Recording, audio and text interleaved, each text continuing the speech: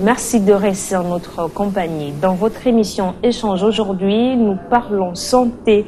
C'est l'une des maladies les plus redoutées, parfois perçues comme la pire des maladies, le cancer.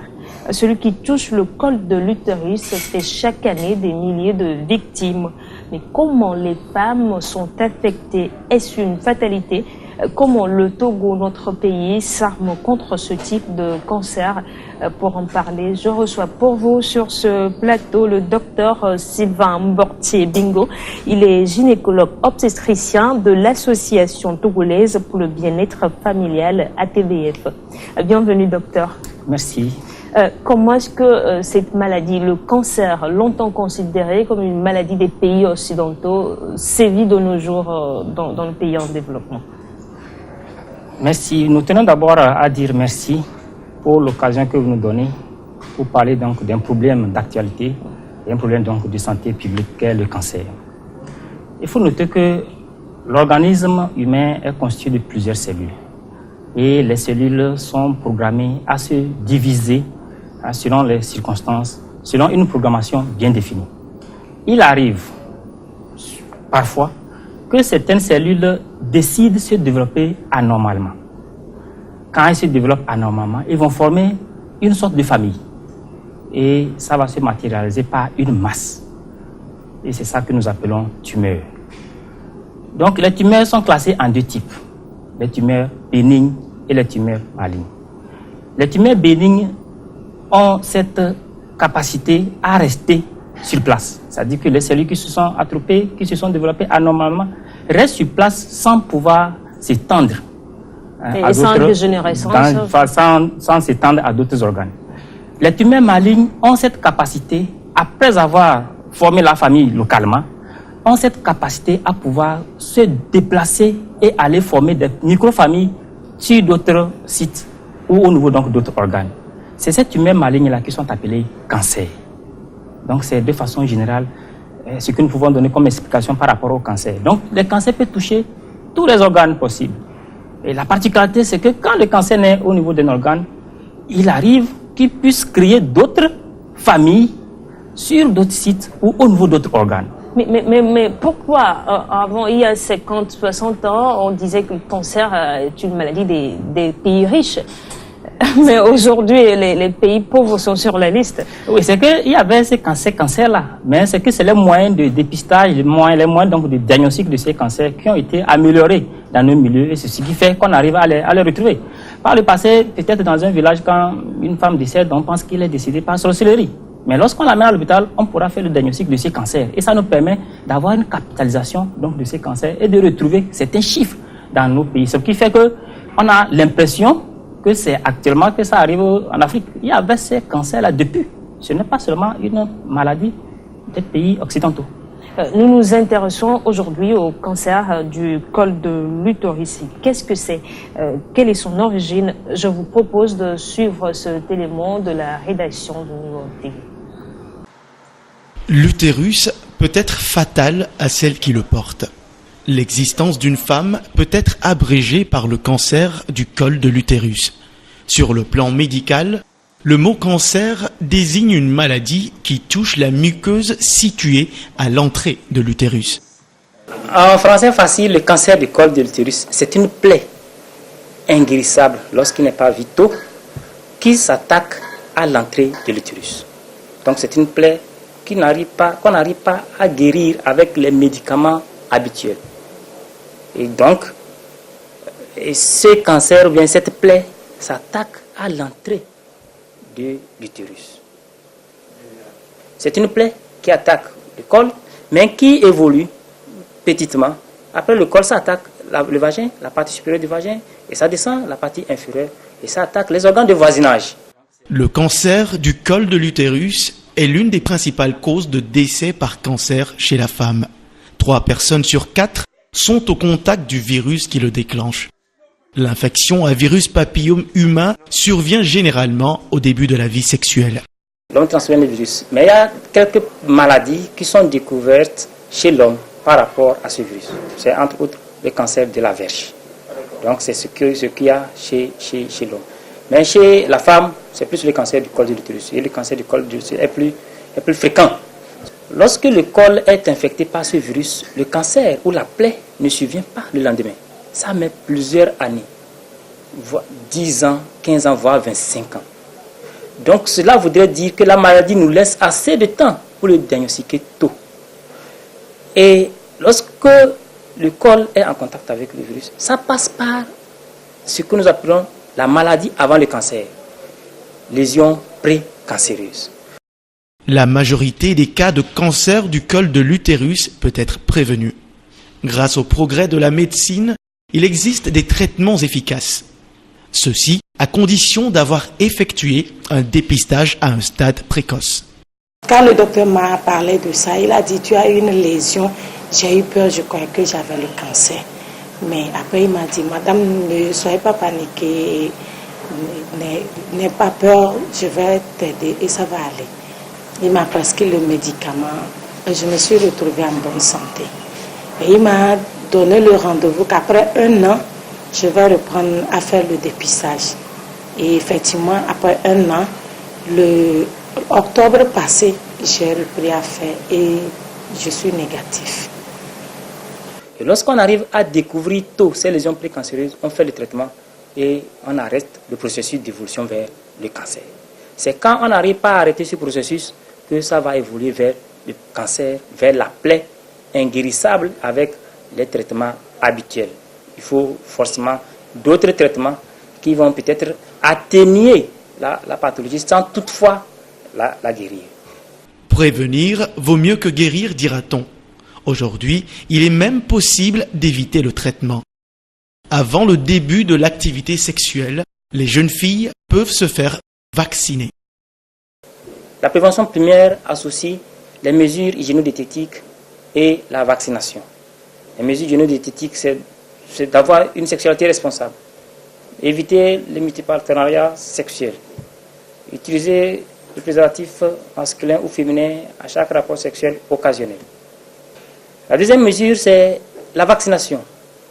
Il y a au jour d'aujourd'hui un vaccin dirigé contre le virus du papillome humain. Et cette vaccination concerne les filles qui n'ont pas encore commencé leur sexualité, à partir de 9 ans. Malgré les programmes de dépistage gratuits organisés par l'Association togolaise pour le bien-être familial, nombreuses sont les femmes qui s'en passent. Seule l'éducation à la santé dans les familles et dans les communautés permettra de comprendre que le cancer du col de l'utérus peut être prévenu. Nous avons le dispositif qui nous permet de faire le dépistage et de traiter en même temps.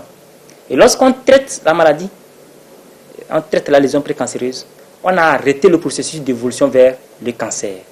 Donc le cancer ne va plus survenir chez cette dernière. Se donner à être dépisté, mieux vaut que rester mourir et mourir dans la peur parce que tu as la maladie. Et quand tu viens te dépister, quand même tu vas te sauver. J'invite beaucoup de femmes qui se cachent, soit disant peut-être ça me fera mal, peut-être j'aime la maladie. Même si tu as la maladie, toutefois tu peux te soigner et toutefois on peut te donner les conseils de savoir comment vivre et aller de l'avant. À un stade avancé, le traitement du cancer du col de l'utérus ne garantit pas la survie des femmes atteintes. Bien que la plupart des décès surviennent dans les pays à revenus faibles, l'ignorance et le manque d'information font beaucoup plus de victimes à ce sujet. Alors, docteur, nous voici de retour sur ce plateau. Nous venons de suivre dans cet élément que la cause principale du cancer du col de l'utérus est une infection persistante liée au papillomavirus humain. Donc, le tabac ou l'alcool ne sont pas sur la liste. Il faut noter qu'au jour d'aujourd'hui, c'est ce cancer-là, le cancer du col, qui a une cause établie. Les autres cancers n'ont pas encore de cause établie. Et la cause, le facteur, l'élément déterminant qui cause le cancer du col est l'infection au virus du papillome humain qui se contracte lors des pratiques sexuelles. Le tabagisme, la baisse de l'immunité, la précocité des pratiques sexuelles, le multipartenariat sexuel sont des facteurs qui sont associer ou qui peuvent favoriser la survenue donc, rapide de ce cancer. Il faut noter que toute femme qui a commencé une sexualité ou qui a déjà une sexualité peut contracter le virus. Mais les facteurs dont nous venons de citer augmentent les risques du développement donc, de ce cancer chez ces femmes. Donc ces infections au virus sont répandues? Lorsque nous prenons de façon générale, il y a plus de 80% des femmes qui ont été en contact avec le virus au cours donc, de leur vie sexuelle. Mais il faut noter que ce n'est pas toutes les femmes qui ont été en contact avec ce virus qui développeront le cancer. Et pourquoi? Ça dépend donc de l'immunité de tout un chacun. Nous avons une immunité forte et cette immunité nous permet de nous débarrasser des infections. Et donc certaines femmes peuvent porter le virus et ne pas faire de maladie. Donc quand nous prenons 100 femmes, par exemple, sur les 100, il n'y aura seulement que 10 qui feront la maladie. Donc 90 femmes vont éliminer le virus grâce à leur immunité. C'est ce qui fait que lorsque l'immunité est basse, est faible, comme chez les personnes vivant avec le VIH, cette immunité ne peut plus permettre d'éliminer le virus. Et donc, ce virus a le temps de pouvoir développer des lésions précancéreuses et développer le cancer par la suite. Au Togo, est-ce qu'il y a un registre national? Est-ce qu'il est facile de comptabiliser tous les nouveaux cas, d'avoir des statistiques fiables, tous les types de populations les plus touchées? Oui, ça c'est une très belle question et c'est un défi. C'est un défi et il faut noter que jusqu'à 2017, c'était des statistiques hospitalières qu'on utilisait en ce qui concerne les cancers de façon générale. Mais à partir de 2018, il y a un registre qui est disponible. Un registre qui est disponible et on attend les années à venir pour voir le déploiement de ce registre pour nous donner les vrais chiffres par rapport au cancer de façon générale. C'est juste des estimations? Ce sont des estimations que nous utilisons jusqu'à présent et des statistiques hospitalières. Quels peuvent être les facteurs de risque du cancer du col de l'utérus? Les facteurs de risque du cancer du col sont, entre autres, comme c'est causé par un virus qui se contracte lors des pratiques sexuelles, c'est la précocité des rapports sexuels. Ça, c'est un facteur de risque. Le deuxième facteur de risque, c'est le fait d'avoir plusieurs partenaires sexuels, sans toutefois utiliser donc, des moyens de protection. Là, les travailleurs et travailleuses de sexe sont exposés si elles n'utilisent pas les moyens de protection, les préservatifs masculins et les préservatifs féminins. Le troisième facteur de risque, c'est le tabagisme. Lorsqu'une femme consomme ou bien prend donc du tabac, elle est exposée à développer ce cancer. Et comme je l'ai dit, ce sont des facteurs qui potentialisent, n'est-ce pas, la survenue de ce cancer, parce que c'est causé par un virus. Si la personne fume et n'a pas de pratiques sexuelles à risque, vous convenez avec moi qu'elle ne pourra pas faire le cancer. Parce que ce n'est pas le tabac même qui est à la base, mais c'est que le tabac fragilise le col et occasionne ou permet au virus de pouvoir se développer. En dehors de ça, c'est l'immunodépression. Les personnes vivant avec le VIH qui ont une immunité faible ou des femmes qui sont sous un traitement à long cours qui perturbe, qui ralentit, qui affaiblit l'immunité, sont également exposées à développer le cancer du col. De façon générale, toute femme qui est sexuellement active ou qui l'a été peut avoir ce cancer du col. Mais quand ces facteurs dont nous venons de citer s'ajoutent à cela, le risque est plus élevé.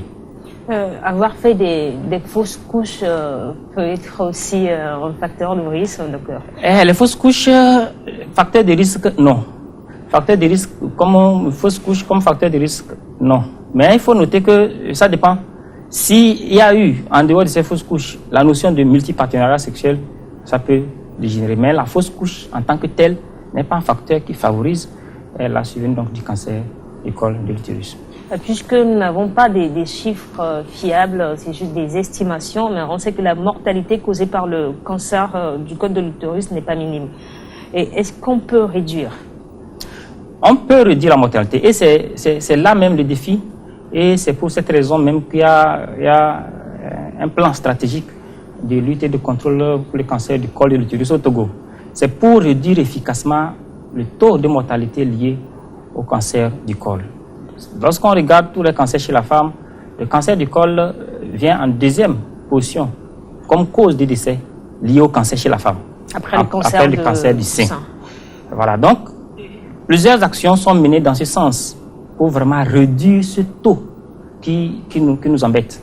Et l'un de ces moyens, c'est quoi? C'est la vaccination, le dépistage des lésions précancéreuses et le traitement. Nous allons marquer une pause, docteur, et revenir juste après le journal sur votre chaîne.